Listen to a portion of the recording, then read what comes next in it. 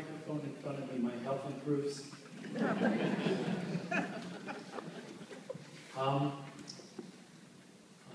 Thanks to the mystical wonders of the universe,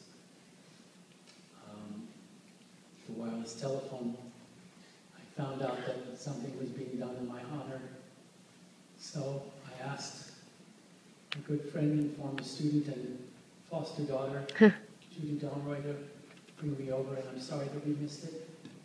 We walked in, and you know how people say nobody's replaceable? You guys sound absolutely wonderful.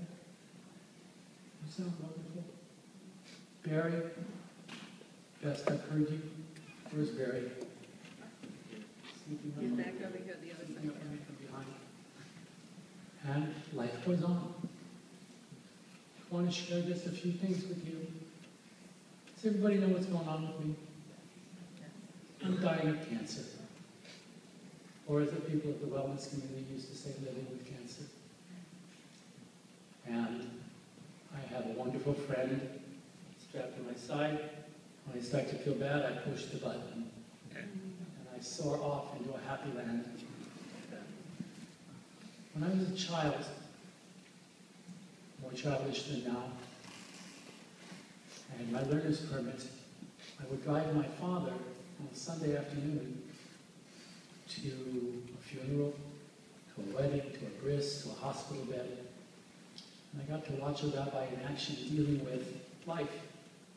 And the number of times I heard him or another rabbi say, "Behold, I put before you life and death. Choose life." It sounded nice. You know, you rolled around nicely. And now that it becomes an instance, it makes so much more sense to choose life. Dying, not so much. Nobody should have to die. But if you do, to do it the way I'm doing it, with painkillers, and most important, with people.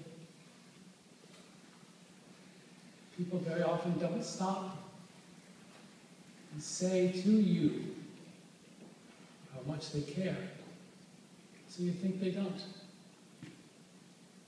And in my case, I was pretty much supposed to die a year ago. Kaiser Hospital on Cadillac. Don't go there.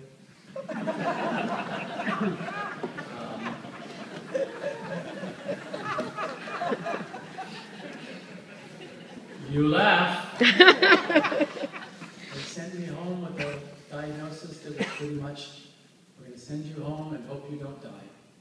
And I said, so you mean when my friends ask me what my doctor's plan for me is, the plan is hope. Hope is a good plan. It wasn't working out. And they misdiagnosed me for a couple of years and they sent me home to die. And I didn't do that. But a good friend of mine, her name is Linda, said, "I'm taking you there. I'm taking you over to Kaiser Sunset, where my husband and my father were treated." And they said, "We're not letting you out of here until we figure out what's wrong." And they removed a 2-centimeter tumor from my small intestine. And then they said, "You're cured." Oh, they're close. Not quite on. And so, as always, when you start beating up on cancer, you beat up on the weak ones. It's good bullying. Not gold bullion, I wish. Good bullying. And the strong guys grow back, which is what's happening with me. That's not your problem. What your problem is living is choosing life. And what I've learned in the last few months, and especially in the last few weeks, is that everybody's basically trying to be good. People who don't know what to say to you, when they hear what you're going through, they say stupid stuff, but they say it with the best of intentions. And you smile, and you take it not for what they say, you take it for what they mean. And I've learned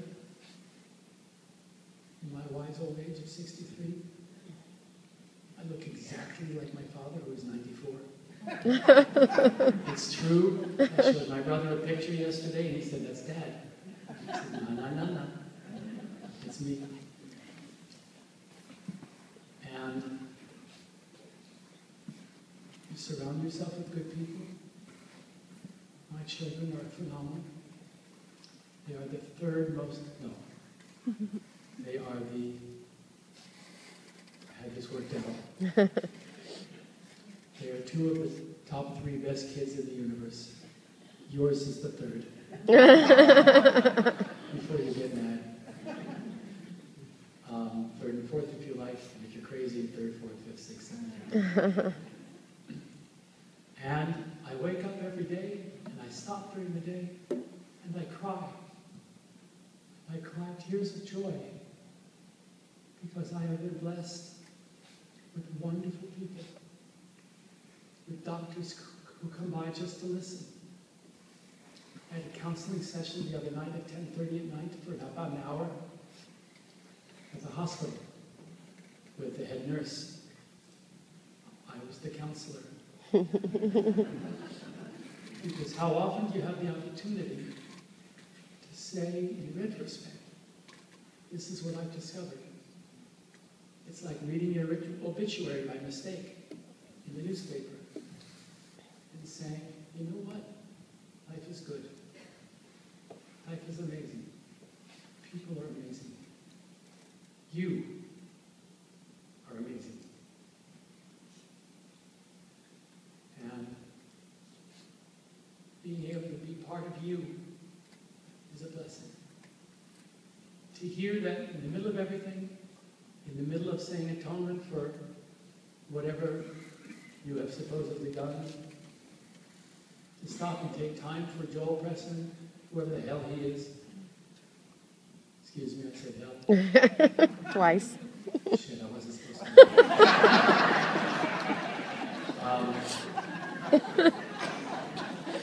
I can do it. I've been teaching for 38 years. I've had to watch my language. Who cares now? They're going to fire me? And I just want, as I go, you've heard lots of poems about going quietly. That's not me. You shut up. That's not me, because I have so much to say. A week from tomorrow, today's Saturday, right? Yeah. Yes. A week from tomorrow, I'm going to be at Seneca Park if they don't throw me out for chess matches.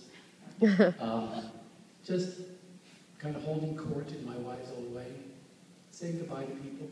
The reason the rabbis say don't squeeze me on the side is I have a thing, a pin, a needle that goes in here, and it hurts. And what I want to do is hug people, and I will, but not to the point of bleeding. My friend, the costumer, who's also a Nobel player, gifted woman, I'm going to ask her to make me a sort of a padded bra shirt so I can hug people with impunity. But I just want to say to the entire world, and you're my first, other than the guy at the hospital at 10:30 at night, you're my first. It is a wonderful world. If you choose to see it as so, if you choose to make it as so, if you choose to pay it forward, if you choose to see the good in people and not the stupid-ass things that people say when they're trying to do the right thing. This temple has been very good to me. I put a notice on Facebook that I was cleaning out my classroom, and I'd like some of my students to come and help so that the next person here was not inundated with 4 decades worth of detritus. And Jeff and Jerry showed up. Rabbi, what is the female of mensch? It's equal. It's from both of them. It's mensch. Mensch is fine. Or Jeff. Mensch, Jeff. When I first started here, I thought, what a very bizarre place this is. It was, my holidays in the, oh, come on, brain, it was a good joke. New York in the summer, in the mountains. Catskills. The Catskills. It was high holidays in the Catskills, with the rabbi going, and now a very serious prayer, and Jimmy will lead it. Jimmy, how's the gallbladder? And I thought, why is he doing that? And then I've come to realize it's about people. It's about caring about people. It's about caring about their gallbladder, because that's real. And you are blessed to have people who don't stand on ceremony. They put on a great ceremony, but it's all about humanity. And that's what it's really about. One thing I've discovered in all my little pontificating over the last few months is there's no good exit line. I've been thinking about my tombstone. I've been thinking about, did I ever tell you the story about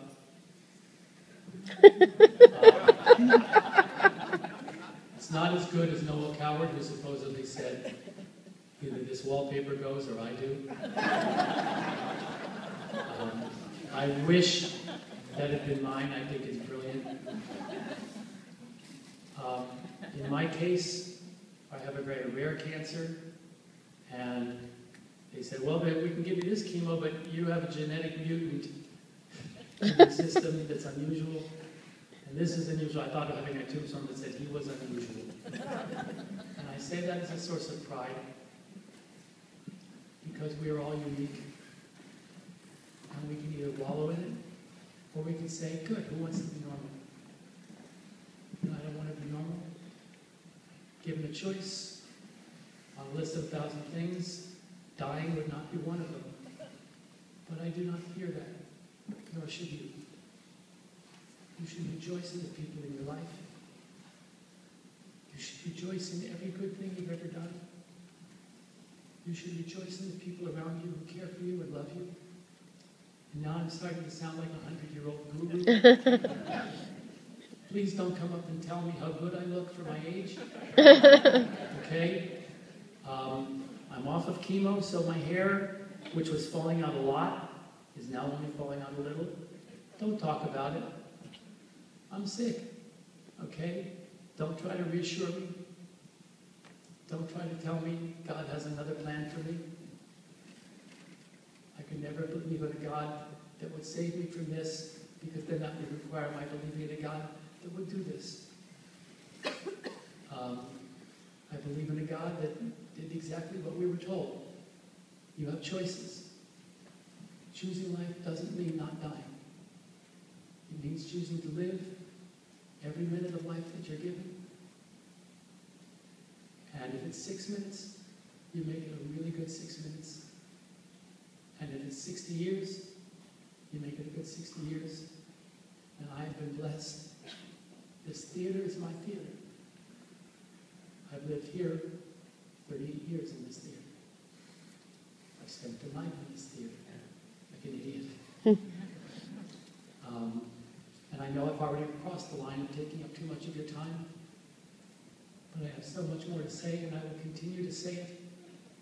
And for some of you out there who are my former students, I will be over your shoulder. Right?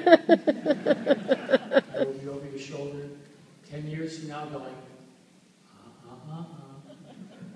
and I hope you'll listen, and if not do, at least consider. I've been ending my little speeches with simply, I love you. I don't even know all of you, but why wouldn't I love you? You're wonderful people. Thank you for letting me stand here and share my thoughts. God bless you.